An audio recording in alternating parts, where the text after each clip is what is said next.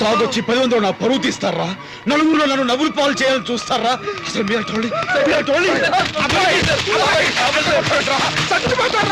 బాబాయ్, నా మీద నీకే మాత్రం గౌరవం నా వదిలిపెట్టు.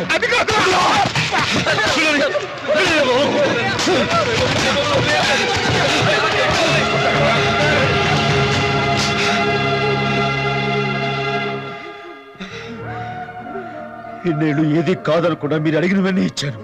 నేను మిమ్మల్ని ఒక్కటే ఒకటి అడిగాను, తాగరని మాట ఇవ్వండి అని. నా పుట్టినరోజు నాడు నా మీదే ఒట్టేసి తాగరని చెప్పారు. ఆ ఒట్టుగా అర్థం ఏంటో తెలుసా? మీరు తాగితే నేను చచ్చానని. అయినా మీరు తాగొచ్చారంటే ఈ అన్నకు మీరు ఇచ్చే విలువ ఏమిటో అర్థమైందిరా. లేవండ్రా, ఈ అన్నయ్య చచ్చాడు అనుకుని